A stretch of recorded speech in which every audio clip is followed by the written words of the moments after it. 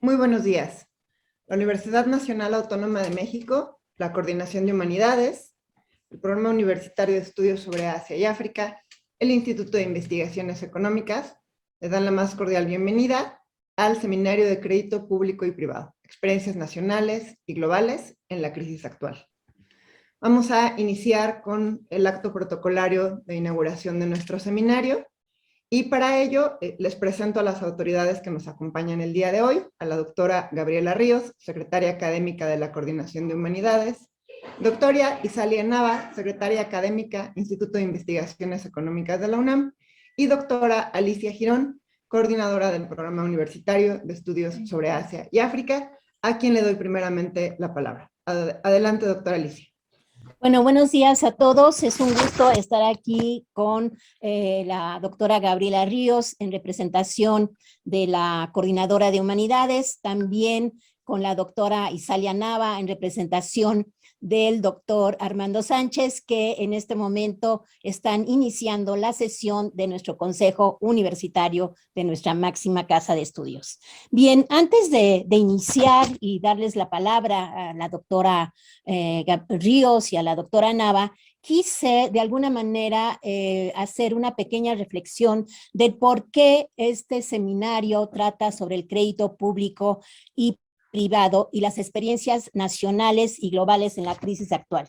Efectivamente, voy a hablar como economista y es muy interesante. Llevamos más de 30 años trabajando esto con mi colega Eugenia Correa y es muy importante mencionar porque la crisis que estamos sufriendo en estos momentos, sus antecedentes, en mi opinión, y yo sé que Eugenia estaría de acuerdo, vendrían desde la crisis del sistema monetario Bretton Woods. A lo largo de los últimos 50 años hemos tenido cambios drásticos y justo la crisis que estamos viviendo, o el momento coyuntural que estamos viviendo, pues nace y más bien se recrea en la crisis del 2007 y 2008. Y es toda la política monetaria del Banco Central que detona la actual crisis y que, claro, ya venía cocinándose una crisis financiera, una crisis del cambio climático y la crisis de salud que estamos viviendo. Pero a ello hay que agregar que vivimos en un mundo multipolar donde Estados Unidos cada vez se desdibuja más y hay otras potencias como son Brasil, China, Rusia e incluso los llamados, que se les denominó los llamados BRICS. Bien, pues leyendo un poco a las declaraciones que hizo hace algunos días, hace 3, 4, 5 días, de Kristalina Georgieva y de Gita Kovitat del Fondo Monetario Internacional, decían, bueno, es que todavía no terminábamos el COVID y además de que se hizo una alusión a la necesidad de que los gobiernos financiaran las vacunas y que era muy importante que todo el mundo estuviera vacunado. Se crea se desboca esta pandemia que ya tiene 2 años, estamos iniciando el 3er año, y de repente surge la guerra. Una guerra que, leyendo a todos los analistas, pues no se inicia el 24 de febrero, viene desde el 2014, y yo diría desde aquel interés que tuvo Madeleine Albright cuando llega a ser secretaria y invita a todos los países ex socialistas a formar parte de la OTAN.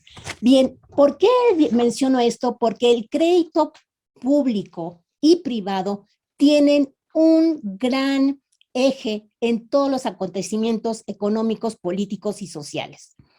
Todas las experiencias, tanto nacionales y globales que vamos a ver en este seminario, están ligadas a lo que es el manejo del crédito en una economía cíclica. Y digamos que es una economía cíclica porque jamás la economía está en un punto de equilibrio.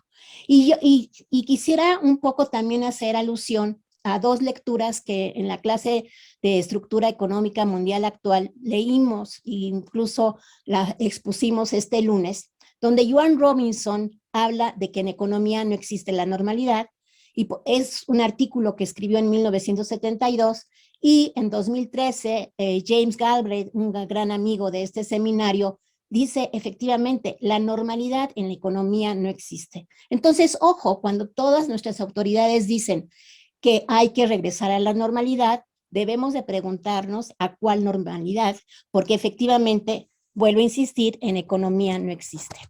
A ello hay que hacer, es muy importante lo que pasa cuando decimos, bueno, ¿qué tiene que ver África? ¿Qué tiene que ver Asia? El efecto que se está viendo en estos momentos, sobre todo por el hambre que van a pasar y que ya estaban en una situación muy mal los países africanos, ahora a falta del trigo que importan tanto en Líbano como importan en los países africanos y en otros países, al parecer también parece que México importa trigo de Ucrania. Bueno, yo me pregunto, pues, ¿cómo es posible que hayamos llegado a un mundo tan interdependiente y tan internacionalizado? Y aquí es muy importante ver algo que también vamos a ver en este seminario, cómo las categorías de concentración y centralización que vienen a ser los grandes monopolios están dominando el mundo.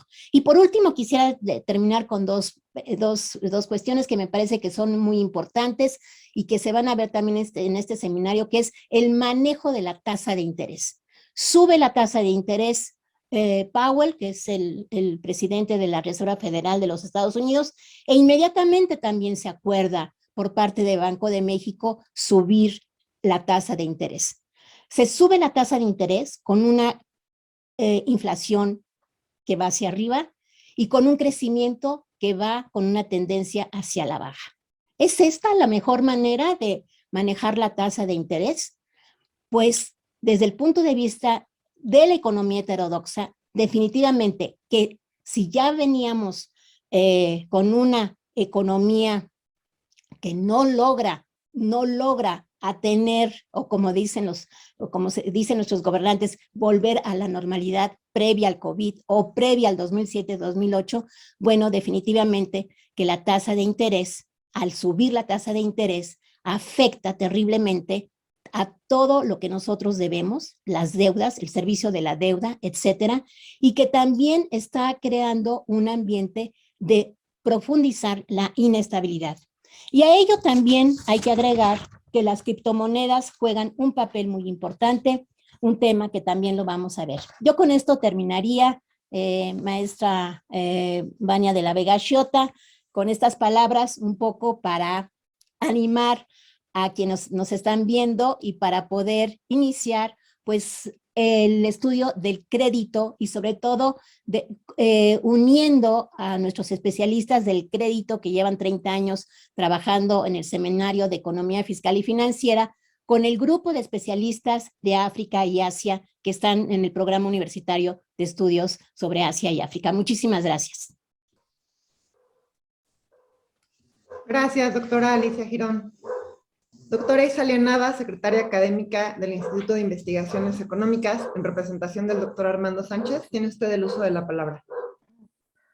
Muchas gracias. Muy buenos días. Quiero saludar cordialmente a todas, a todos que nos acompañan el día de hoy a través de la plataforma de YouTube. Es para mí un gusto estar en esta inauguración de este seminario, dado que el Seminario de Economía Fiscal y Financiera es un seminario tradicional para el Instituto de Investigaciones Económicas y que ha permitido el diálogo en temas que son relevantes a lo largo de la historia del Instituto de Investigaciones Económicas. En esta ocasión, el seminario se centra en un tema que es muy importante, del crédito público y privado con experiencias nacionales y globales en la crisis actual. Como bien mencionaba la doctora Alicia Girón, sabemos que la pandemia por COVID-19 tuvo un efecto que fue devastador a nivel mundial, con consecuencias profundas en la vida de las personas, pero también en la parte económica y en general para todas las sociedades.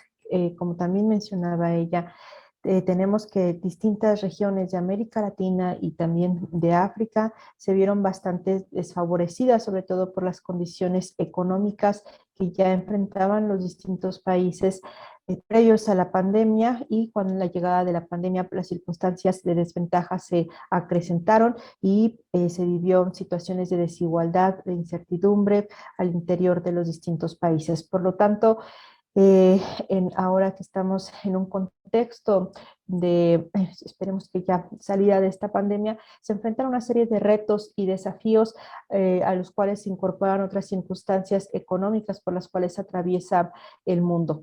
Y las oportunidades que ofrecen la inversión pública, la inversión privada pueden ser estrategias relevantes en las regiones de Asia, de África, de América Latina. Es muy importante contar con una inversión privada, con una inversión pública que permita reactivar las distintas economías y que también permita cerrar esas brechas que existen a nivel mundial. En relación con la inversión privada, se necesita tener incertidumbre para que continúen siendo atractivos para los inversionistas y para que se generen además de esto empleos y que puedan tener un efecto positivo para las sociedades. En relación con la inversión pública, es muy importante considerar los aspectos que ofrece esta, las oportunidades que ofrece en términos de la generación de crecimiento, de la generación de desarrollo económico, pero sobre todo considerar también las posibilidades de mejora y de brindar bienestar social para los habitantes.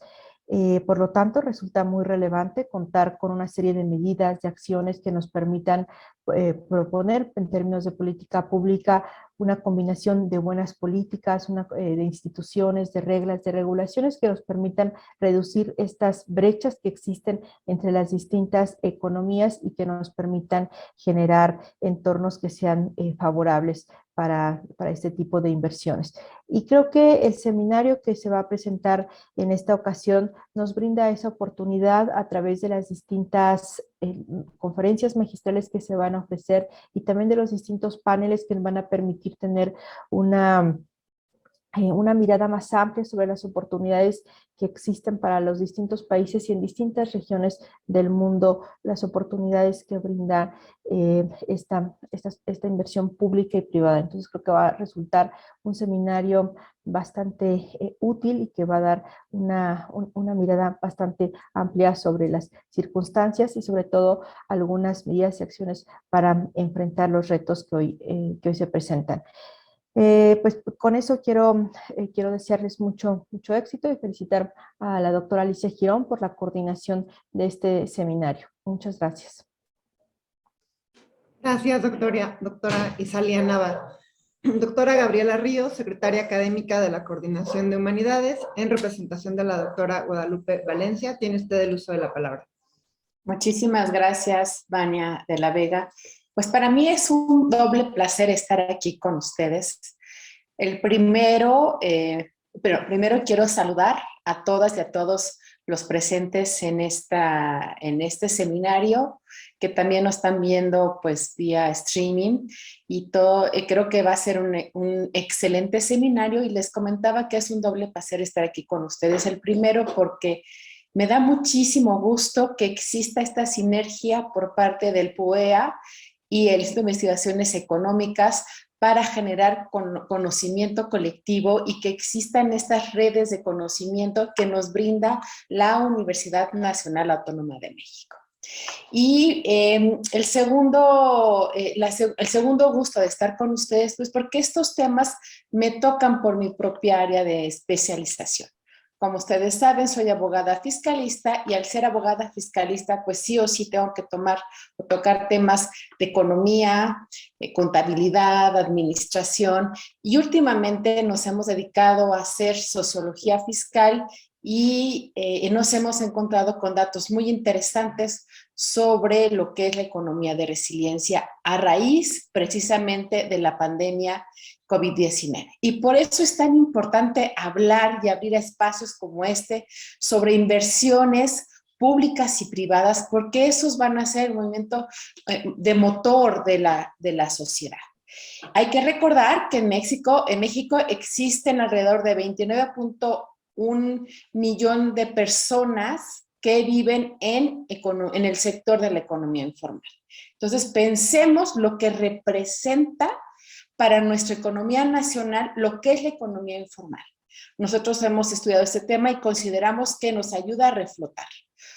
Haciendo alusión a este tema tan importante y haciendo alusión, como comentaban anteriormente las anteriores expositoras, en esta breve inauguración, Estados Unidos está viendo disminuido. no sé si ustedes han visto un notable documental sobre Ayúdame a regresar a casa, de las personas sin casa, homeless, que se han acrecentado precisamente en Estados Unidos a raíz del COVID-19. Es un tema de desigualdades, es un tema, como dice el libro, de las desigualdades son los cambios, son los campos del exterminio. Por eso es tan importante el papel del Estado de cómo ayudar precisamente a estas personas que, aunque quisieran tener un crédito privado, pues no son personas que puedan acceder a este crédito privado. Por eso es tan importante el crédito público, por eso es tan importante la inversión para que el Estado pues meta el hombro y pueda ayudar precisamente a las personas en situación de vulnerabilidad. Dicho esto, pues en verdad me congratula estar aquí. Alicia Girón, te deseo muchísimo éxito. También le deseo muchísimo éxito a Armando Sánchez, que ahorita, pues como comentaba nuestra querida Alicia Girón, están pues instaurando el Consejo Universitario de nuestra universidad y pues por eso me brindó la oportunidad de estar con ustedes, atender e inaugurar con estas breves palabras este seminario que le auguro el mejor de los éxitos y que en 3 días se van a estar discutiendo los instrumentos, los retos, las perspectivas y sobre todo conclusiones para que pueda incidir en una sociedad mucho más armónica, una sociedad mucho más igualitaria, donde todos puedan disfrutar de un piso mínimo de derechos fundamentales. Dicho esto, pues siendo las 9:05, damos por inaugurado el seminario que aquí nos concita el día de hoy, en el que se van a estudiar, abordar y analizar pues las distintas perspectivas sobre el crédito público y crédito privado organizado por el PUEA y el Instituto de Investigaciones Económicas. Sin más, les damos la bienvenida a todas y a todos ustedes y les deseo los mejores de los éxitos. Bienvenidos sean ustedes. Doctora Gabriela Ríos, muchas gracias por su declaratoria inaugural. Este es el fin del acto protocolario. Y los invitamos a que se queden con nosotros. Vamos a iniciar con las actividades académicas del seminario. El día de hoy vamos a estar aquí hasta las 2 de la tarde. Iniciamos en unos minutos con la ponencia magistral número 1, que es China, caso excepcional de movilización de recursos financieros para el crecimiento, del embajador Eugenio Anguiano. Posteriormente nos vamos al primer panel, Unión Monetaria, Recursos Naturales y la Economía Política de las Altas Finanzas en África. Y acabamos las actividades del día de hoy con la segunda conferencia magistral, la QE y la perversión del crédito, de Gregorio Vidal, de la Universidad Autónoma Metropolitana. Entonces, presento nuevamente a la doctora Alicia Girón, coordinadora del Programa Universitario de Estudios sobre Asia y África, que será la comentarista del embajador Eugenio Anguiano. Doctora Alicia Girón, iniciamos entonces la primera conferencia magistral. Bienvenidos a ambos. Gracias por participar en el seminario y les dejo el uso de la palabra. Pues muchísimas gracias por las palabras de mis colegas, la doctora Isalia Nava y la doctora Gabriela Ríos. Y bien, pues inicio con la presentación de Eugenio, que él ha colaborado muchísimo con el Programa Universitario de Estudios sobre Asia y África. Y bien, voy a leer una breve semblanza. Él es licenciado en Economía por la Universidad Nacional Autónoma de México, con estudios de posgrado en las universidades británicas de Leeds y Sussex, fellow del Centro de Estudios Internacionales de la Universidad de Harvard. De 1961 a 1994, trabajó en las Secretarías de Hacienda y Crédito Público y de Relaciones Exteriores de México. De 94 al 2008 fue profesor e investigador del Colegio de México, director del Centro de Estudios de Asia y África y también coordinador del programa de estudios APEC. y desde enero del 2009 ha sido profesor asociado del Centro de Investigaciones y Docencia Económica, coautor de varios libros. Entre los más recientes está Mercados Financieros Internacionales, publicado por la Facultad de Economía. El otro, que es China, de los Xia a la República Popular, de 2170,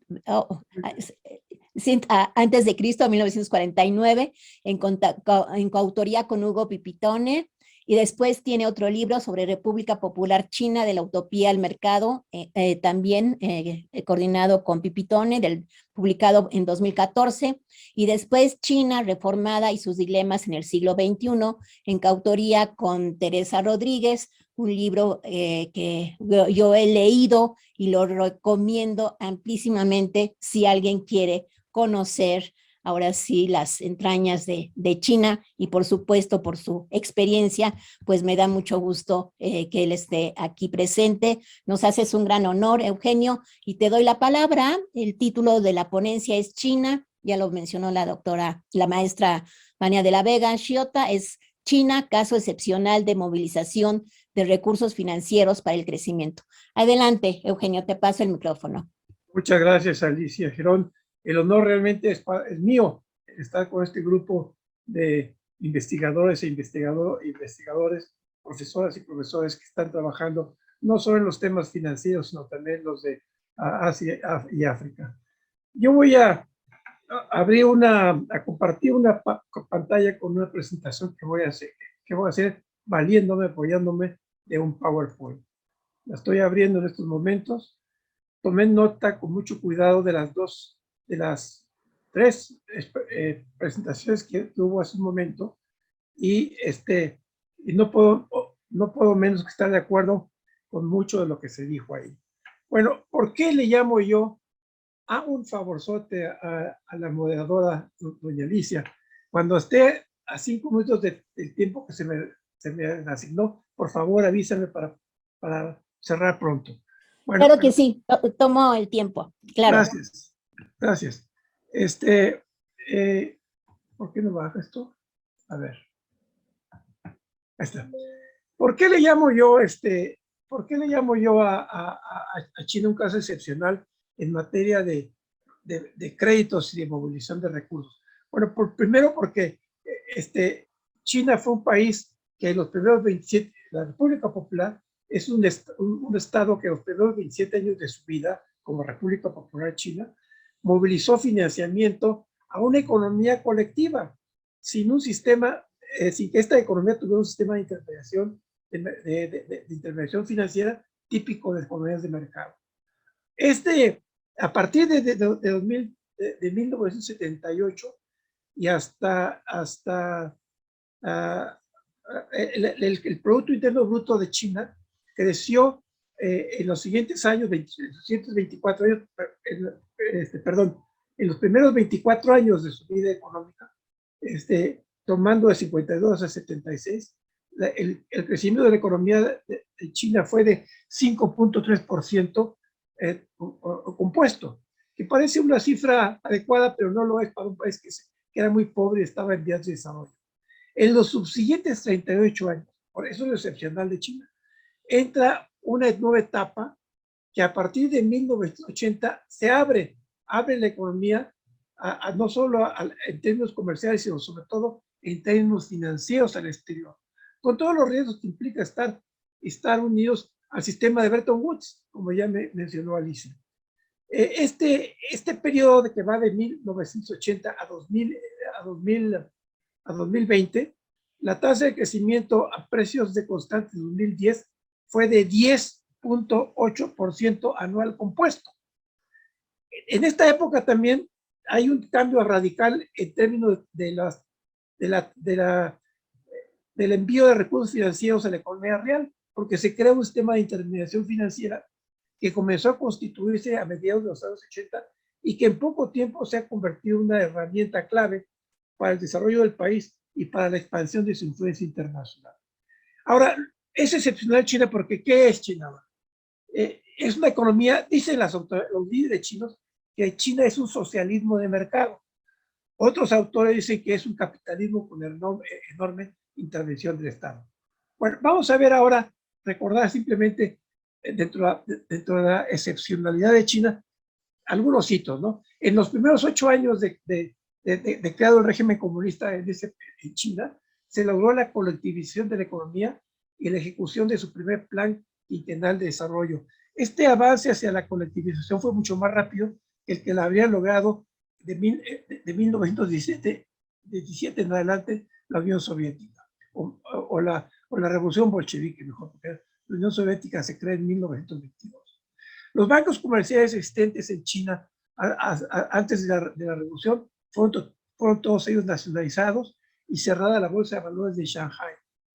Los recursos la movilización de recursos en este periodo, de esos primeros 8 años, o mejor dicho, de esos primeros 27 años, se hizo, en su mayoría, fueron transferencias de recursos materiales para el crecimiento, y se hizo a través de una planeación centralizada y compulsiva.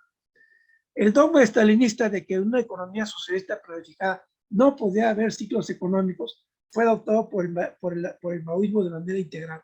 Les recuerdo aquí al famoso economista Nikolai Kondratiev, que estudió ciclos económicos largos, no solo para la Unión Soviética, sino para todos los países en general, y por ese sacrilegio teórico fue arrestado y fusilado en 1938. Aquí tienen ustedes una gráfica de cómo se comportó la economía china entre el periodo maoísta, digamos. Ahí son tasas de interés con base en 1978.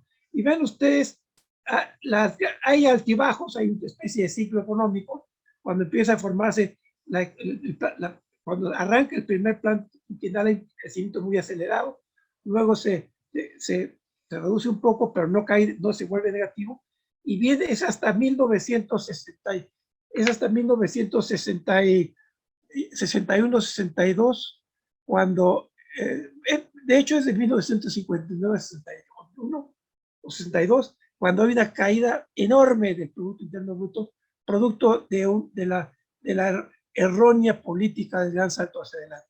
Luego hay una recuperación y nuevamente en 66, 67 una caída de la economía china como resultado, como parte como subproducto de la revolución cultural. En 76 muere Mao Zedong y ese año también hubo un decrecimiento de la economía china.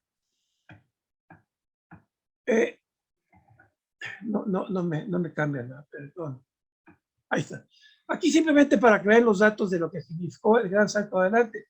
Desaparecieron estadísticamente más de 13 millones de personas. Si tomamos la tasa de crecimiento de esos años, de esos 3 años, la narración o la narrativa oficial nada más habla de los 3 años amargos, pero se niegan a hablar de todo lo que significó esta catástrofe del gran salto. Bueno, se redujo, repito, más de 13 millones de la población total, más de 15 millones de la población rural. Si se toma en cuenta el crecimiento natural de China, demográfico desde aquella época, por lo menos desaparecieron 27 millones de personas. Pero hay autores que hablan de hasta 34 millones. Como quiera que sea, la caída del producto total y del producto per cápita fue del orden del 15, más de menos 15% y menos 14%. En la China post-Mao se plantean varios objetivos de reformas económicas. Primero, la idea de las reformas era para lograr 4 modernizaciones, que eran agricultura, industria, ciencia y tecnología y defensa nacional. Estas metas, estos objetivos, los planteó por primera vez Zhou Enlai en un congreso, en una reunión de trabajo del Partido Comunista en 1963. Pero esa idea fue superada, sobreseída, porque años después vino la Revolución Cultural. Y se recogería hasta fines de 1978 como un objetivo de China, no solo de China popular, sino de China país. Después, para lograr esos 4 objetivos, las políticas que se pusieron en boga, la resumo aquí, es una reforma agraria, algunos dirán una contrarreforma, porque hubo disolución de las comunas populares en 1980, se establecieron contratos entre familias y gobierno, hubo estímulos económicos y materiales para el sector rural y después para el urbano, y se crearon los mercados rurales, que fue muy importante. En cuanto a las empresas estatales, que eran las que dominaban digamos, el 90 y tantos % de la economía industrial, lo que se hizo fue gradualmente llevar a estas empresas estatales a que operaran con las reglas de una economía de mercado. Eso provocó también la quiebra de muchas de ellas y la aparición de un creciente sector privado. Hubo también movilización de sectores de recursos financieros a través de un sistema del cual voy a hablar más adelante, y se pasó a una planeación indicativa en vez de una planeación compulsiva. En marzo, el signo más importante de cómo se abandona la planificación centralizada y compulsiva es cuando en 2003, marzo de 2003, se transforma la otrora poderosa Comisión Estatal de Planeación en la Comisión Nacional de Desarrollo y Reforma. La evolución política de la política financiera de China empieza con el ingreso de la República Popular a las instituciones de Bretton Woods, al Fondo Monetario Internacional, al Banco Mundial.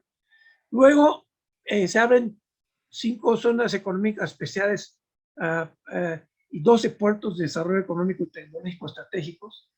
En las décadas de los 80 y 90 del siglo pasado aparecen los bancos comerciales, los bancos de política, o sea, bancos de desarrollo, y otros bancos. Se instituyó formalmente el Banco Popular de China como banco central.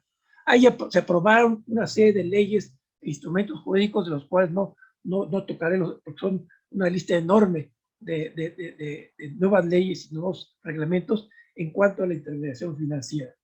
El objetivo primario de todas esas modificaciones jurídicas y de organización de los bancos y de los otras instituciones de intermediación financiera no bancario fue captar la liquidez necesaria para un crecimiento económico rápido y sostenido, y tener los mecanismos de intermediación modernos a fin de fondear a las empresas estatales, a las mixtas y a las privadas. Aquí simplemente es un mapa de China, donde ven ustedes cómo el desarrollo económico es en la costa china, al oriente del país, y ahí ven en triángulos verdes los 12 puertos que se abrieron al desarrollo comercial y tecnológico. Irónicamente, muchos de esos 12 puertos fueron los que en el siglo XIX abrieron las potencias occidentales extranjeras como puertos de tratados o puertos desiguales, según la historiografía china. Las 4 zonas económicas especiales están en el círculo rojo, que se amplían después hacia la isla de Hainan como la quinta zona económica especial. Estas zonas económicas especiales empezaron como maquiladoras y muy rápidamente se transformaron en zonas de producción, de producción manufacturera. Ahora, fíjense, el PIB chino a precios de 2010, según datos del Banco Mundial, tuvo un crecimiento, es un dato de 10.8% a estos precios entre 82 y 2020. Es decir, en 38 años el PIB chino creció 29 veces y se colocó en 1982, cuando empezó este proceso de reforma y de crecimiento rápido. El PIB chino a precios de 2010 representaba solamente el 6.8% del de Estados Unidos, y el per cápita representaba el 1.5%. 38 tantos años más tarde, o sea, en 2020, el PIB de China representó ya el 76% del PIB de Estados Unidos, y el per cápita casi 18%. Yo no uso en estos cálculos, no uso la medida del PIB por paridad del poder adquisitivo de la moneda, porque tiene otras connotaciones. Pero si se usara esa medida, resultaría que China ya es hoy la primera economía del mundo. De facto, de realidad no lo es la segunda economía mundial. Aquí me voy a detener un poco, porque aquí está el crecimiento, las tasas de crecimiento a precios a precios constantes, en barras, ¿no? Desde 1982 hasta 2021. Y aquí ven claramente el ciclo de la economía china. Ahora sí, ya no es como China ya no es una economía socialista planificada, pues ya el ciclo económico se vuelve más claro. Hay un repunte en los primeros años que llega hasta el casi 15% del crecimiento en un año. Es crecimiento, tasa de crecimiento real de un año en relación al anterior año. Y de ahí empieza una baja del crecimiento, o sea, un crecimiento más lento, hasta que lleva 86, y estamos hablando de cifras que serían un sueño para nosotros, ¿no? Una baja a casi 9% de crecimiento del PIB, provocada porque hubo un reajuste político, de política general y política económica en China, porque hubo sectores del Partido Comunista que estaban muy en desacuerdo con la manera como estaba viéndose la economía china. Después hay una recuperación notable, pero todavía sin pasar del 12%, y luego en 1989 viene la famosa crisis de Tiananmen, de la plaza central de Beijing, donde se reprimió sangrientamente a manifestantes chinos. Ese movimiento político, no político económico, provocó una caída del PIB en los 2 años siguientes, que fue la segunda caída más aguda que ha tenido la economía china desde 82 en adelante. Llegó a bajar menos de 4% en 90. Y luego se recupera hasta subir arriba de los 14% y empieza una desaceleración, porque ya se venía gestando en Asia del Este, se venía gestando la crisis que nunca pensaron los asiáticos que se iba a presentar en sus países. Ellos creían, como decía hace un momento Alicia, que la economía asiática iba a ser siempre. Cayó en 1997 y en 1998. ¿Qué hizo China? Metió una política anticíclica, crediticia y de apoyos económicos para que la economía china no se cayera, de manera que en plena crisis asiática los chinos estaban creciendo a cerca del 8%. ¿Cuál fue cuando los vecinos de Asia le reclamaron a China qué había hecho para ayudar en esos años de crisis que arrastró a todo el sudeste de Asia, a Japón, a Corea del Sur? Y la respuesta fue muy simple, y fue: no devaluamos. Y con eso ayudaron mucho a que la crisis financiera y la económica no se aceleraran más. Después se recupera la economía china, alcanza su óptimo en 2007, ya nunca más ha llegado a sus niveles de más de 14%, y luego empieza a partir de 2007, 2008 viene la crisis financiera primero y la económica mundial, que la gran recesión, digamos, y China tiene que utilizar otra vez paquetes de apoyo gubernamental, tanto crediticio como financiero, para que la economía se mantuviera en tasas de crecimiento cercanas al 10%. Los chinos entraron a la crisis de 2008-2009 en un año nuevo lunar chino, cuando 20 millones de trabajadores migrantes no pudieron regresar de las vacaciones en sus aldeas a sus centros de trabajo. Alguien dirá que 20 millones para 750 aproximadamente millones de población económica activa no es nada. Sin embargo, los dirigentes, los líderes chinos, los líderes comunistas, se alarmaron y entonces pusieron un paquete que hasta la fecha sigue teniendo consecuencias positivas y algunas negativas. La economía china se recupera, va a 2010, alcanza su recuperación máxima, y a partir de 2011 viene un proceso ya no cíclico sino estructural. La economía china empieza a crecer a tasas inferiores a 2 dígitos. Es valga la expresión, una desaceleración del crecimiento. Y en la crisis la más reciente que nos ocupa, es la crisis digamos, el gran confinamiento, como diría Gita Kopay, del Fondo Monetario Internacional, llega la economía china, tiene su revés más grande, crece nada más 2.3%. Luego viene el rebote de 1921.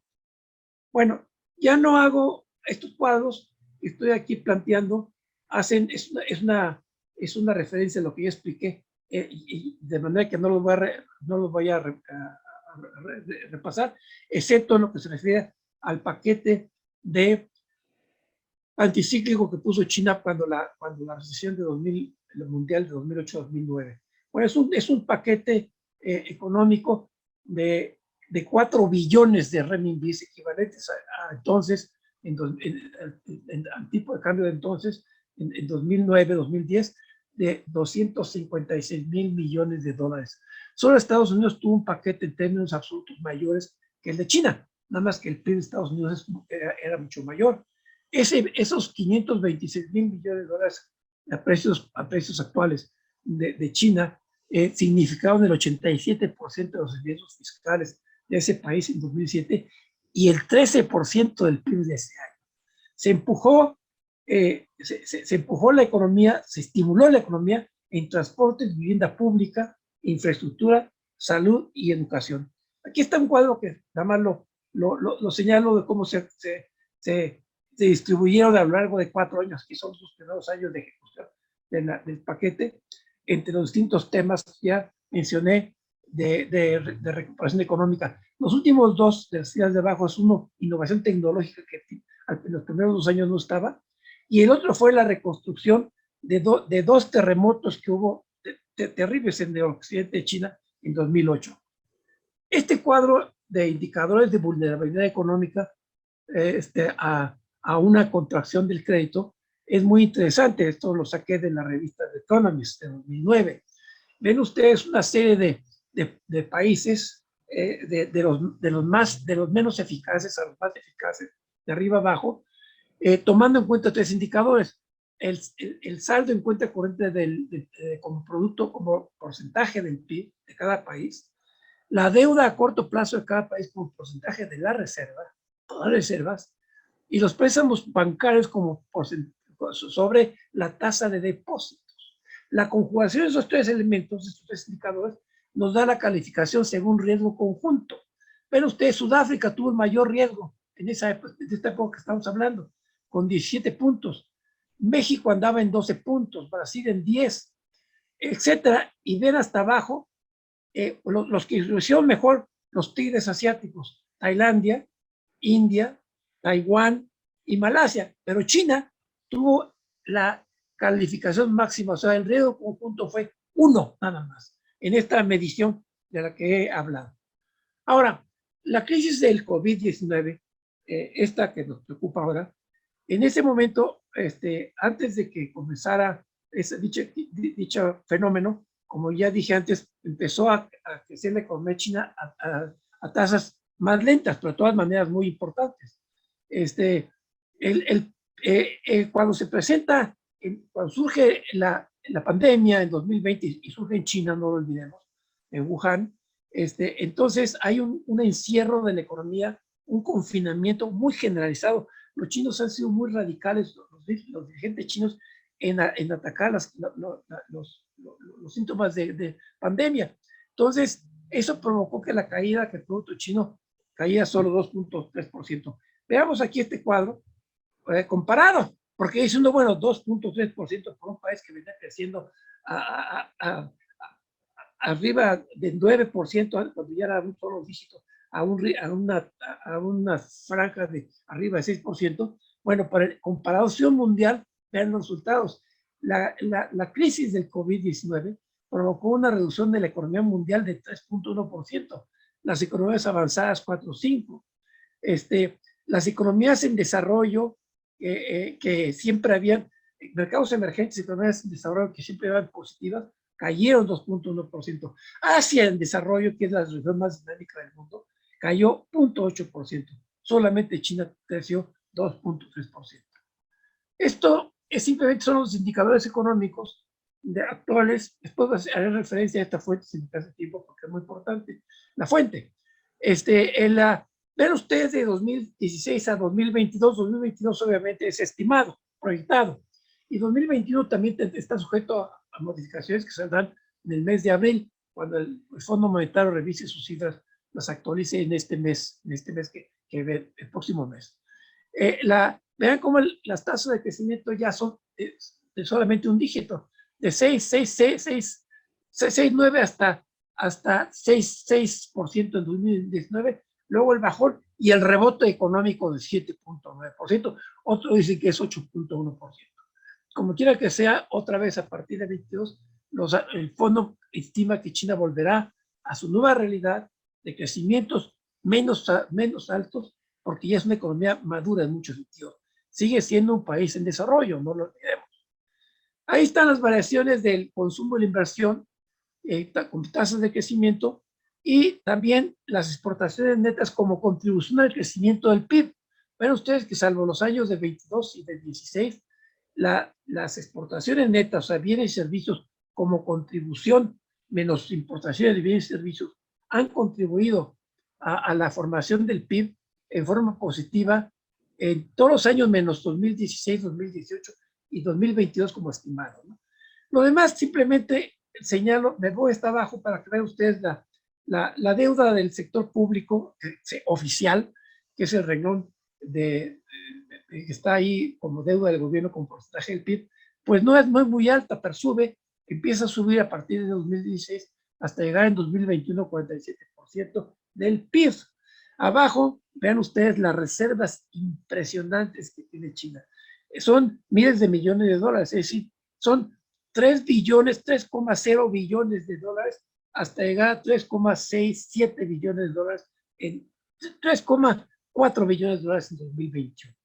Bueno, veamos ahora cuál es el sistema financiero que construyó China en todo este tiempo. Pues este que está aquí en esta gráfica, y son cuatro avenidas o 4 pilares. La más importante son los bancos y otras instituciones financieras no bancarias. Son los bancos de desarrollo, o los bancos políticos, como se llaman los chinos, bancos comerciales que son de propiedad estatal, la mayoría, mixtos unos cuantos, y privados pocos, y extranjeros hay una participación casi marginal. Los grupos no bancarios, bueno, son el Banco de Ahorro Postal, las cooperativas de crédito urbano y de crédito rural, las compañías de fideicomiso de inversiones, las mutuales y las financieras. Los mercados financieros, en segunda columna, son las dos bolsas, la reabierta de Shanghai, que había sido cerrada en 49, y la establecida en Shenzhen en 1982. Hong Kong figura ahí, pero de hecho es de facto es una bolsa de valores extranjera. Los mercados de bonos, tanto de gobierno y corporaciones, son muy importantes y se manejan en bolsa, así como a través de los bancos.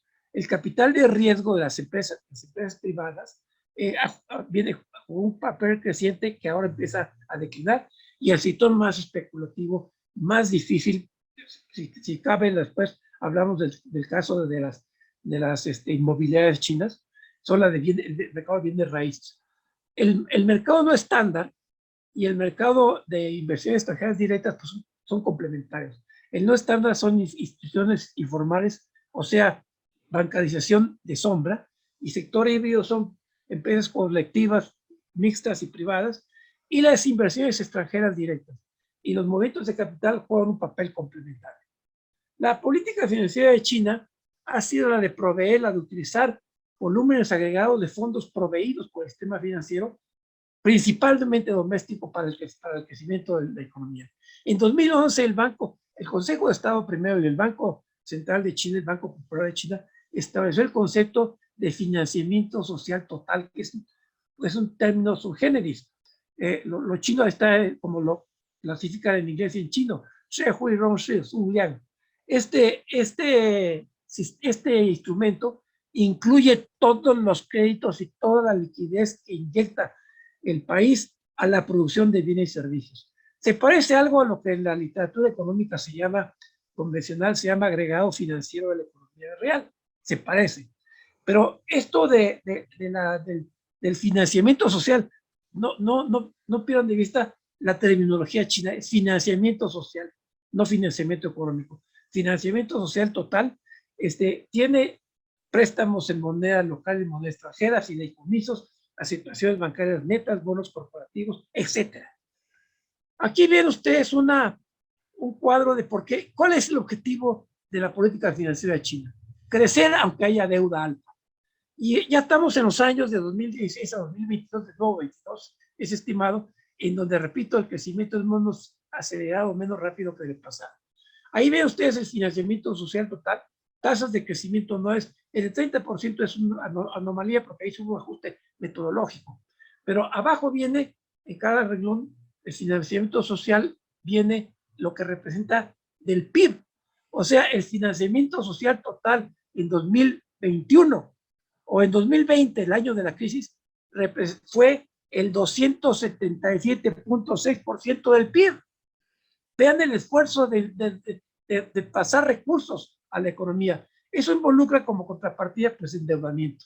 Y los grandes actores de la deuda son las empresas, o sea, la deuda total del sector no financiero, que de nuevo en el año de la crisis pues está casi igual de porcentaje que el financiamiento social total. Es decir, el grueso del financiamiento social total lo absorbe en términos de deuda, que no equivalen exactamente, pero en términos de deuda equivale en porcentaje del PIB a lo que absorben las empresas no financieras.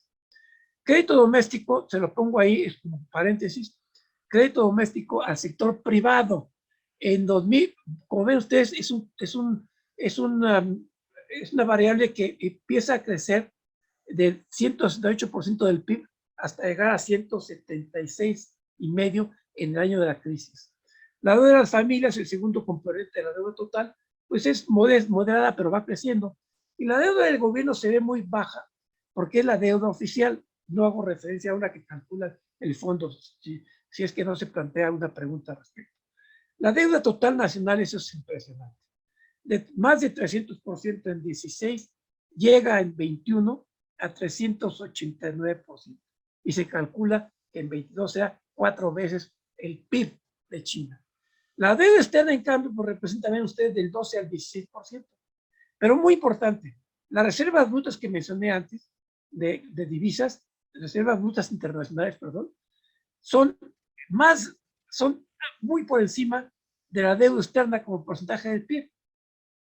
Aquí ven ustedes quiénes son los entes o las entidades que canalizan los créditos, el financiamiento, no solo los créditos. Los créditos bancarios son los más importantes. Ven ustedes como porcentaje del PIB, son cifras enormes. Y la bancarización de sombra, banco de sombra, que complementan a los bancos establecidos formalmente. Digamos que en 2020, aquí sí son datos ya muy probados, no puse 21 porque todavía está estimado, son ya reales. En 20, ven ustedes cómo entre los bancos y bancos de sombra, pues son casi el 189% del PIB. Luego, otra manera de financiar son las corporaciones no financieras, o sea, las instituciones financieras no bancarias, que aportan pues arriba de menos de un 5%, llega hasta más de un 5% en 2020 del PIB, y el gobierno central, el regón de abajo, que emite bonos de 30 hasta 44%.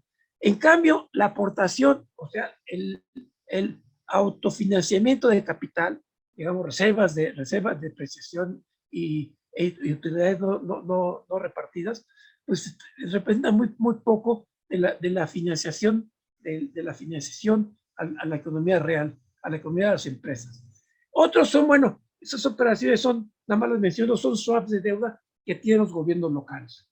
Aquí estamos viendo otra vez estos mismos componentes de deuda, pero ahora conectados con la brecha de crédito.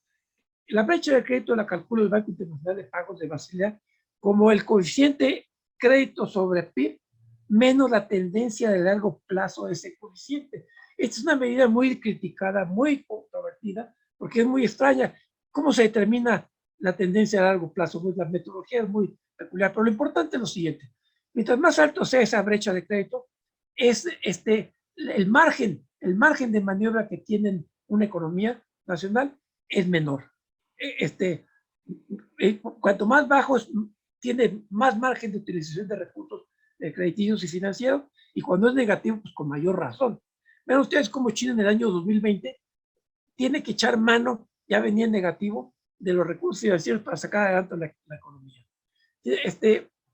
Aquí vamos a ver la incursión financiera de China en el mundo. China empezó incursionando desde las reformas mismas de 1980 en adelante, invirtiendo en países desarrollados, primero, como prioridad número uno, para asegurar bienes manufacturados e intermedios en Europa, básicamente. Estoy simplificando.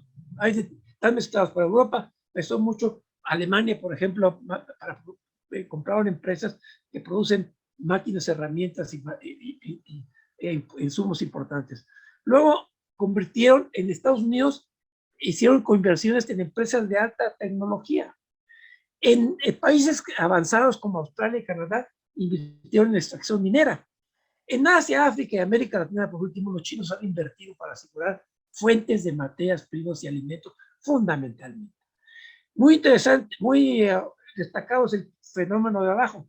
En Asia Central, los vecinos de China, en Siberia, la parte de Rusia cercana a China, la parte del sudeste asiático y Asia meridional, las inversiones que han hecho los chinos son en infraestructura y logística, es decir, carreteras, vías férreas, ductos de hidrocarburos, líneas de electricidad y instalaciones portuarias.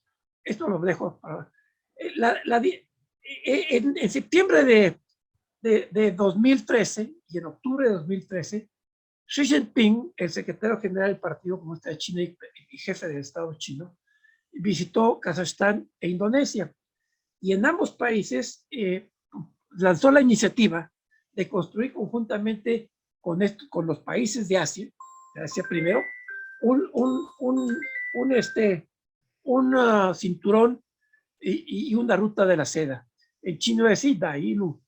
En octubre de ese mismo año, 24-25, hubo una conferencia de trabajo sobre diplomacia periférica, entre comillas, del Partido Comunista de China. Y ahí Xi Jinping dijo lo siguiente, lo voy a leer: mantener la estabilidad del vecindario de China es un objetivo clave de la diplomacia periférica. Debemos construir un cinturón económico de la ruta de la seda y una ruta marítima de la seda siglo XXI, creando así un nuevo orden económico regional. Veremos más adelante cómo ahora pretenden crear un nuevo orden económico global. El Partido Comunista de China adoptó esa iniciativa como parte de su programa doctrinario y operativo en 2017. Bueno, no me detengo aquí en qué significan la ruta de la seda, que es un término que inventó un alemán, llamada Seidenstraßen, porque los caminos de seda. Los chinos no le llamaron así nunca en su historia. Bueno, en todo caso, hay 71, ahora son 72 países que realmente están trabajando. Les llamo yo países corredores, porque están en 6 corredores de una ruta de conectividad entre Asia y Europa. Ese es el concepto. Pero la diplomacia china ha hecho de este esfuerzo material una plataforma propagandística para ganar influencia en el mundo. De manera que ahora más de 139 países han suscrito un memorándum, cada uno de ellos, o memorándum, que apoyando, haciendo, digamos, sumándose a la iniciativa de la ruta de la seda, lo cual pues carece de sentido, pero en fin, lo han hecho. En los últimos 19 de esos 139 países están en América Latina. El último fue Argentina el mes pasado, cuando su presidente fue a visitar China. Pero Brasil, Colombia y México no han firmado esos memorandos de intención. Washington está constantemente advirtiendo a sus vecinos que se atengan de ser. Este es el mapa de la ruta de la seda. Vean ustedes, la ruta de la seda es es la conectividad entre Asia y Europa, Eurasia, un concepto que en geopolítica estuvo de boga a principios del siglo pasado. Las líneas negras, las líneas rosas, son los puentes terrestres.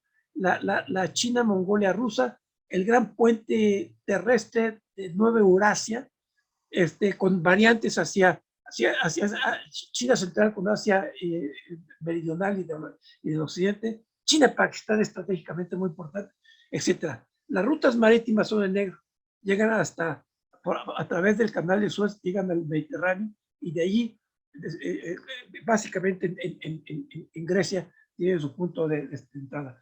Pero ustedes abajo de África del Este, el puntito negro que está a la entrada del Mar Rojo, ese es Djibouti, que es donde China tiene su única base militar hasta la fecha.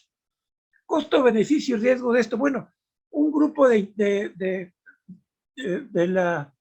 un think tank calculó que para cumplir con los, entonces eran 68 los países cubiertos por la iniciativa, cumplir con todo lo que se proponían de conectividad y de desarrollo de infraestructura, tendrá que invertirse 8 billones, trillion, cada año durante 20 años. Lo que ha invertido China, lo que invirtió China de 2005 a 2017, acumulado, son apenas 429 billones. Quizá de 18 a 21 se duplica esa cifra, pero está muy por abajo de lo que se supone teóricamente que sea el desarrollo completo de la infraestructura. Ahora, vamos a ver aquí, tomando 3 calificadoras, ¿cuál es el riesgo que tiene China con esto? Bueno, vamos a ver la gráfica siguiente, donde en el eje de las ordenadas hay una evaluación hasta llegar a la calificación de inversión, de la máxima hasta la mínima calificación de inversión, y luego los bonos chatarra, ¿no? Es una componente de Standard & Poor's, Fitch y Moody. Y aquí está la gráfica, es muy interesante. Nada más, a mí me parece interesante por lo menos.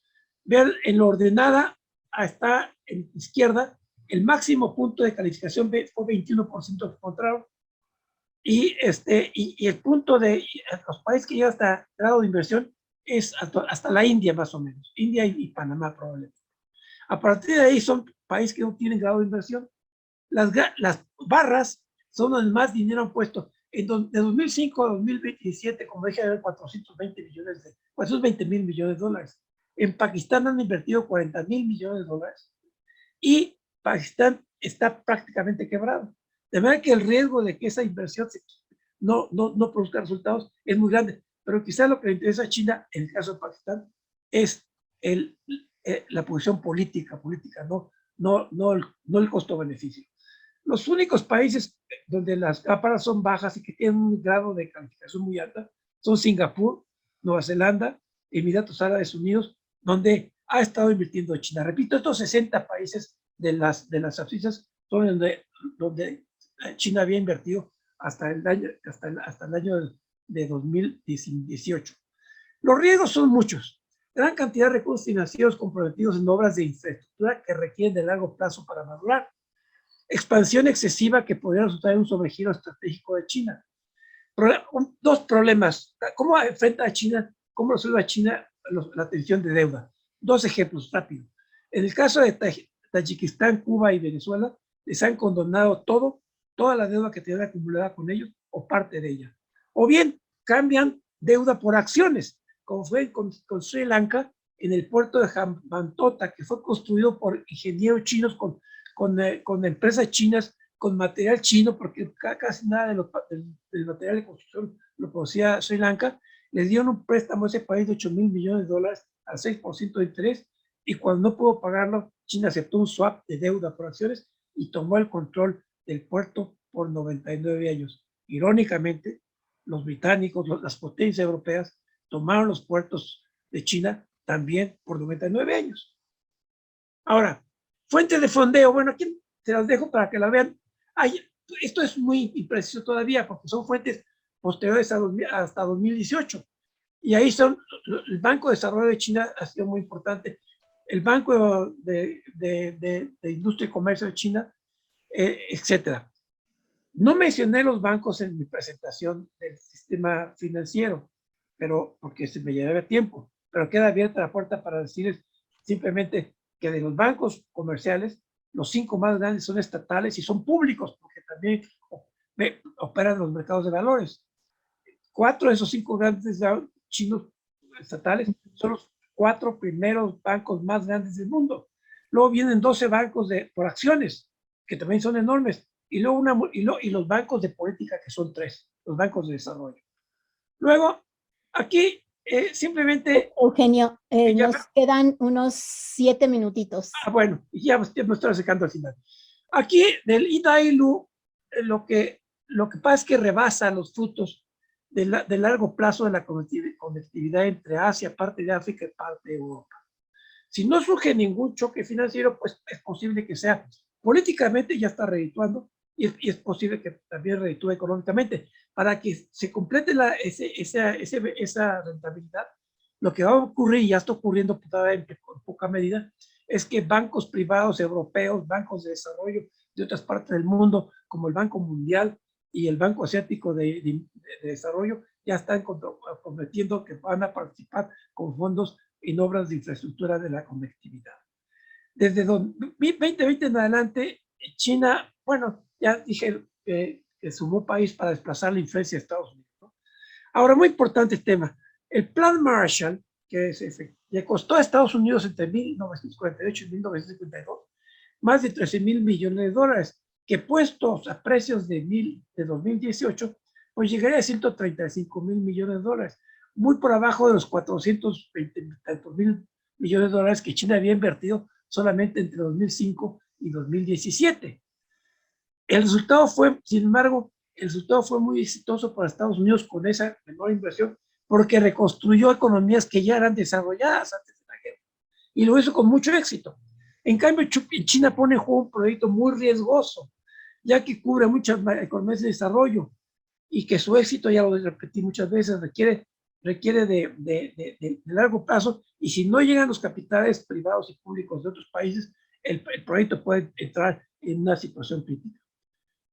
Allá no meto, bueno, aquí, es que ya estoy llegando al final. Aquí lo dejo simplemente para que vean ustedes los aciertos y costos de la política financiera de China en el exterior y en el país. Aquí quiero llamar la atención solamente de un banco asiático de inversiones de infraestructura que fue propuesto por China, promovido y organizado por China. Este banco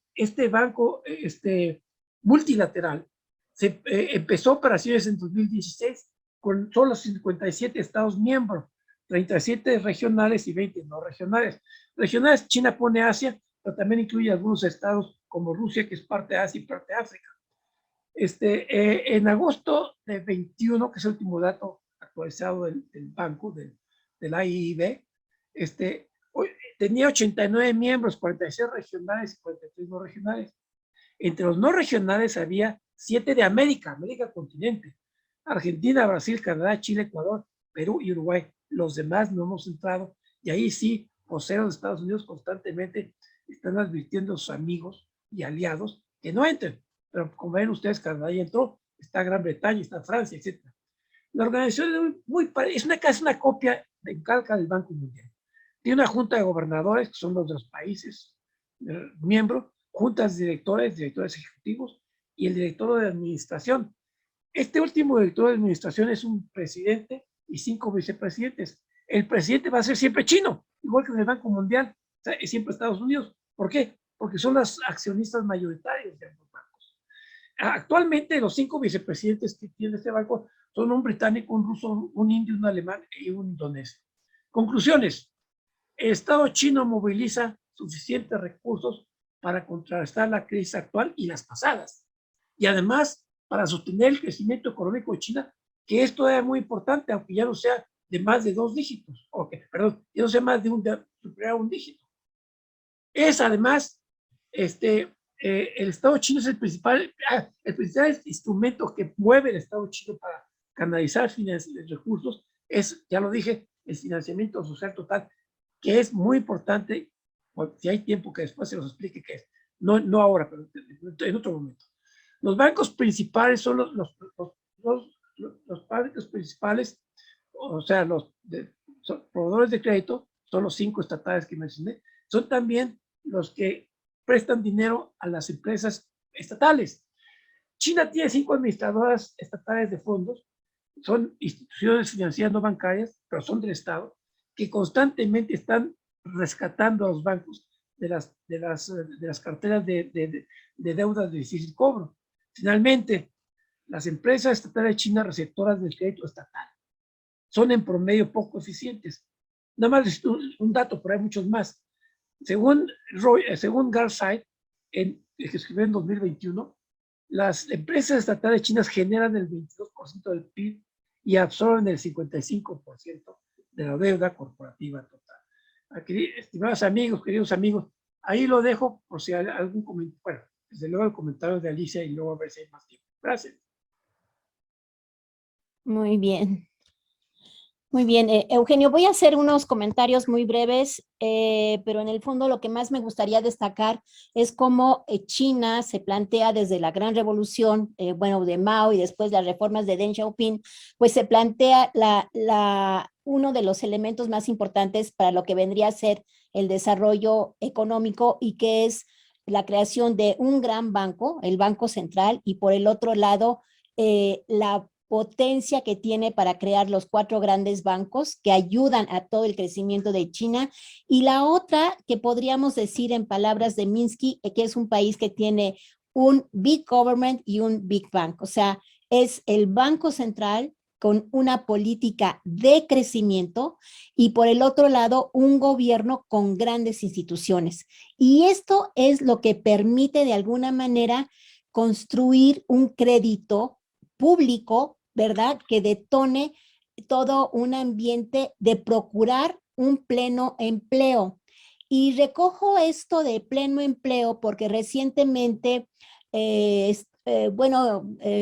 dediqué un poquito a ver lo que es Evergrande, ¿no? Que se deben más de 300 mil millones de dólares, etcétera. Y una de las principales preocupaciones del gobierno chino es que esa empresa que responde,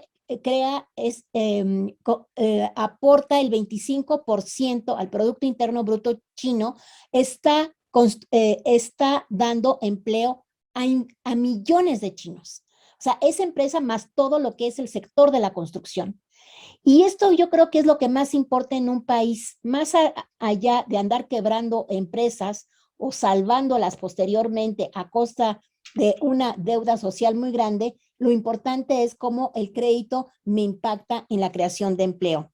Me gustaría destacar, estuve tomando algunas notas y principalmente esta creación de las zonas económicas, cómo las visualizan, pero a largo plazo. No son proyectos sexenales, son proyectos, en mi opinión, de 50 y hasta 100 años, poniendo a China en el centro del mundo. Después, todo lo que pasa, cómo esta exposición que hiciste del ciclo económico me parece sumamente interesante porque realmente está unida a lo que vendría a ser el ciclo económico a nivel internacional. Pero la forma en que ellos meten los paquetes anticíclicos, sobre todo a partir de 2008 y 2009, cuando meten en una primera 256 mil millones de dólares, que son, bueno, ya la cantidad que tomé es de 526 mil millones de dólares, pues es lo que despunta, ¿verdad? Que es toda la década de 2009 hasta el 2019, o sea, la segunda década del siglo XIX, mientras que el occidente se planteó proyectos de austeridad y que llegamos a tasas de interés cero y mantuvimos estable, así como el paciente cuando entra a terapia intensiva, el médico dice está estable, la economía occidental se mantuvo estable y la economía china planteó dos políticas o dos ejes que tú lo mencionas muy bien, que es el exterior y el interior. El exterior que ya lo habían planteado desde antes y que después lo bautizan con el nombre de la Ruta de la Seda, es una visión de cómo es muy importante tener aquellos recursos naturales que no tienen en ese momento y ir creando la infraestructura para traerlos, ¿no? Recientemente veía cómo China Railways ha fomentado vías del tren tanto en Uganda y en Kenia. Bueno, ahí me llama mucho la atención, pero que también son vías que van hacia el Congo, que es uno de los países que tiene bastantes minerales y que son muy importantes para las nuevas tecnologías. Entonces, es crear toda una ruta, ¿verdad? De la seda, pero que viene desde antes, para ir absorbiendo esos recursos naturales o las tierras nuevas que les dicen, estas nuevas materias que se necesitan incluso para toda esa transformación de que van hacia una economía digital. Entonces, esto me parece sumamente importante. Y algo que también has comentado y que es también sumamente importante y que, bueno, a mí me gustaría agregar cómo si China, y eso yo ya vendría, bueno, termino este comentario, por ejemplo, destacar de los 6 o 7 corredores que han visto a nivel global y donde de alguna manera están teniendo una relación con países que de alguna manera habían sido olvidados por la banca colonial y sobre todo incluso por el propio Estados Unidos, que perdió influencia en África, incluso en América Latina. Yo creo que hay que decirlo, cómo pierde el patio, Estados Unidos pierde su patio trasero, ¿verdad? Y donde China está ganando muchísimo y que me parece que es muy importante. Y por último, pues yo quisiera, bueno, también esto de la diplomacia periférica me parece algo muy importante. Y bueno, los datos que tú diste, que son sorprendentes, como el gasto del gobierno. El gasto del gobierno llega a 36.4% del PIB y cómo ha ido creciendo. Los datos que tú muestras son después de la gran crisis financiera internacional, cómo sigue creciendo el gasto público y a pesar de que la deuda del gobierno pasa de un 36.7 a 50.6%, esto no es tan significativo porque a final de cuentas aquí es la importancia del uso del crédito tanto público y que es el detona el crecimiento, ¿no? Entonces, es impresionante lo que has mencionado de que China tiene 3.696 billones de dólares, y yo lo pondría como 3.6 trillion dólares para tener más, para entender lo impactante que viene a ser esta cifra. Y quizás yo te daría la palabra, pues, un poco para redondear esta idea, dado que estamos ya sobre el tiempo, de cómo está tomando fuerza China dentro del mapa del poder mundial. Definitivamente, China está tomando espacios, bueno, ya los ha tomado, yo diría que los toma desde la entrada a la Organización Mundial del Comercio. China expande sus primeras tentáculos a muchos países, por eso es el mapa que tú nos enseñas de los principales puertos, y como bien dices, son puertos que venían desde el siglo XIX, los hicieron las potencias coloniales, cómo esto permite un mayor acercamiento marítimo a todas las exportaciones, principalmente manufactureras. También algo que es muy importante y que se debe de mencionar, cómo China logra que parte de la planta industrial de Estados Unidos y de Alemania y de otros países pase a estar en su propio territorio. Entonces, esto le da un juego pues muy interesante, no solamente a nivel económico y político. Y una de las cosas que me gustaría un poco que ahondaras es precisamente si China realmente tuvo un impacto a partir de su crecimiento con los países de Asia del Este y la crisis asiática, si esa entrada de China a la Organización Mundial del Comercio y su proceso de internacionalización de todo lo que produce, volviéndose la fábrica mundial de manufacturas, impactó en la crisis de los países asiáticos. Es una pregunta que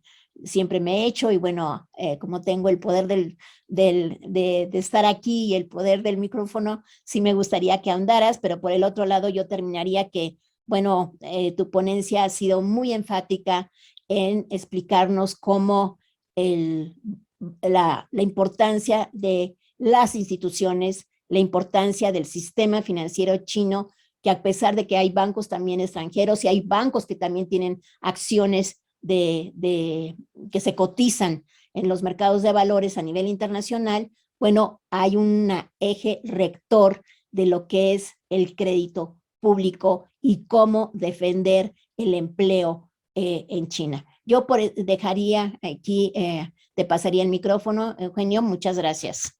Nada más para que redondees en unos breves minutos porque ya estamos sobre el tiempo. Gracias. Muchas gracias, Alicia. La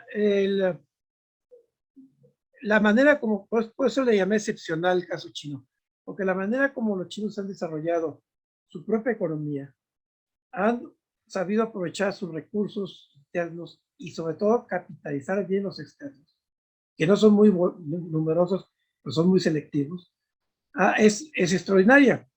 Ahora, no todo es miel sobre hojuelas.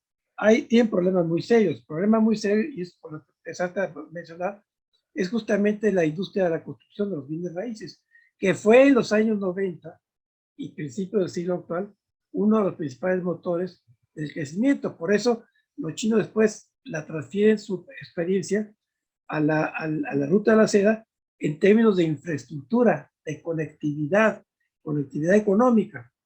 Pero hoy en día, digamos, por lo menos desde la segunda década del siglo actual, el mercado inmobiliario está en buena parte en manos privadas.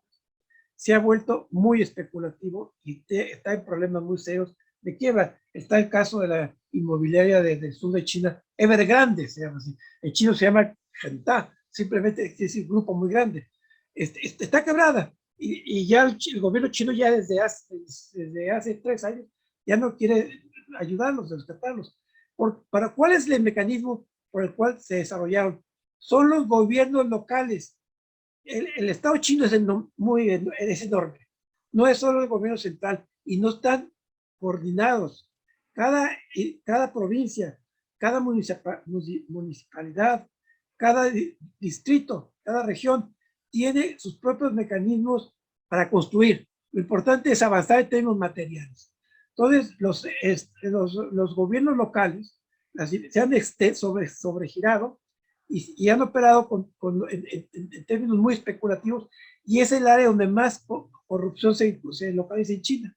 Y es el área que tiene que empezar a cubrir. Cuando hablamos de una deuda del pública y de un gasto público, pues muy moderado en relación con los países, no estamos contando, y el Fondo Monetario sí lo cuenta, las operaciones de los gobiernos locales.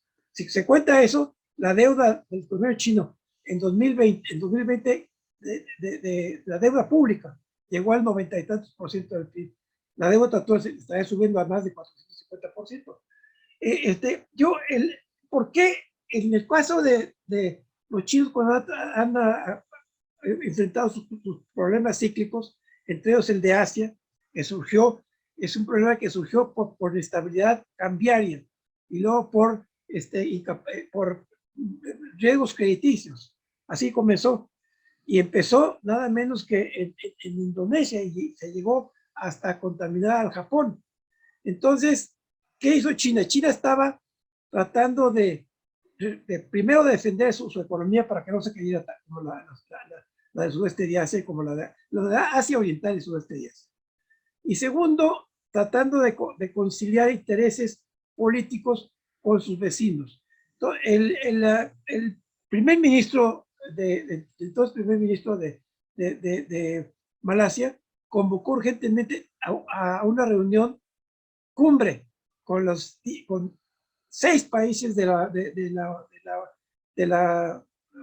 Organización de Naciones del Sudeste Asiático, Japón, China y Corea del Sur, con la idea de crear, en palabras de él, crear un Fondo Monetario Internacional Asiático, que una medida tan descabellada que los chinos no la aceptaron, menos Japón, tampoco Corea del Sur. Pero fue cuando los chinos dijeron: lo que vamos a hacer es mantener estable el renminbi, porque si evaluamos por el peso que tiene el comercio de China con esta región, pues nos lo llevamos a todos, los arrasamos en términos de inundamos los mercados, les afectamos sus monedas y contribuimos a mayor estabilidad de las divisas. Esa fue su gran aportación. Y los del sudeste asiático y Corea del Sur se lo reconocieron, los japoneses no tanto, pero los otros sí se lo reconocieron como un gran acierto de la política china. Esa fue la manera como ellos contribuyeron fundamentalmente a la crisis económica. Hay otros aspectos que yo quiero mencionar. Lo voy a hacer en uno solo porque con el tiempo ya se va. Primero, no hay que perder de vista que el concepto de crecimiento de los chinos es el crecimiento material. O sea, hay que producir, hay que construir edificios, hay que construir terminales aéreas, hay que construir terminales férreas y hay que producir manufacturas. Los servicios son complementarios. Pero su problema no es, su preocupación no es la estabilidad monetaria, que el Banco Central de China sí la cuida, pero no es objetivo principal, sino construir. Y a cambio de eso, mantener un tipo de cambio estable y lo pueden hacer porque tienen superávit, han tenido hasta recientemente superávit constante en balanza en cuenta corriente. Han acumulado divisas internacionales en dólares, en bonos del Tesoro de Estados Unidos, en euros y en oro monetario y en otras divisas, pues del orden de más de 3 billones en español, 3 trillones en inglés, de dólares. Por eso, las reservas monetarias de China, más el que siga creciendo su economía, que no se vuelva negativa ni se estanque como la de Japón, más esa necesidad de producir cosas materiales, es lo que hace que una crisis de deuda, como con ese porcentaje de deuda que tienen, no se presenta actualmente en China. No quiere decir que todo sea articulado con eficiencia. Hay dentro de la construcción, por ejemplo, hay ciudades enteras en China, ciudades provinciales en China, con 40-50% de edificios abandonados porque los construyeron, no los han sabido ocupar. Yo visité en 83 por primera vez a una de las zonas económicas especiales de Shenzhen, y ya desde entonces se veían cuadras enteras de naves industriales que no estaban ocupadas, 83. 10 años después estaba todo ocupado y la ciudad, habían construido una ciudad de 7 millones de personas, donde originalmente había sido en los 70 una estación de tren. Pues por eso digo que es sui generis. En cada caso hay que ahondar. Y lo último que debo decir es que una de las fuentes de información que he tomado, la más importante, a mi juicio, es el Fondo Monetario Internacional con China. El Fondo Monetario, como ustedes saben, tiene su reglamento, artículo 4, consultas con los países miembros. La ejecución de ese artículo 4 con China es toda una institución de los últimos 10 años, no, de los últimos 8 años, una institución de perfección estadística, porque se van los técnicos del fondo a China, hablan con los chinos, hacen un informe, el gobierno chino ve el informe, lo acepta en parte, lo critica en parte, y de ahí estoy sacando yo las estadísticas. Hay que buscarlas porque a veces puede bajar gratuitamente, y es simplemente entrar a IMF, Country Report, Article 4, China, y con eso tiene una información inagotable, que además no se puede, no la puedo, yo no sé nada más la financiera como centro, bueno, el crecimiento y la financiera. Pero es realmente China, repito, y por eso concluir, es un caso excepcional, que no quiere decir que sea un caso de gran eficacia, y su influencia mundial, perdón, a mí se me compró eso muy importante. China ha aumentado su presencia mundial económica, es una potencia económica mundial y sigue siendo un país en desarrollo. Acabaron con la pobreza extrema, pero el nivel medio de vida de China está por debajo de México, por medio. China no tenía el problema de una mala distribución del ingreso hasta que empezó este crecimiento acelerado de la economía. No están tratando de corregir ese problema. Y también contaminó a China y a parte de Asia su rápido crecimiento. Así que estamos en la era en que China tiene que revisar. Su presencia como potencia política mundial global es más complicada y menos clara, porque está creciendo su potencia militar, pero parece ser que está concentrada a tomar control de las rutas marítimas del mar del sur de China y del mar del este de China. No, China tiene una base militar en el extranjero, Estados Unidos tiene 43.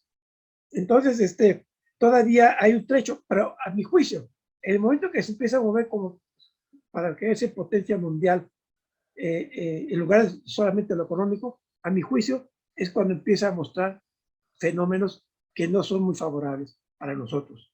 Fenómenos de metrópoli a periferia. Fenómenos de potencia política y militar a periferia. Bueno, con eso yo termino. Gracias. Bueno, Eugenio, pues muchísimas gracias. Ha sido muy buena la ponencia, yo diría que espectacular, porque sobre todo nos interesaba mucho que hicieras hincapié en lo que es el crédito y el crédito público, pues y cómo se ha transformado este país, ¿no? Y cómo lo más interesante,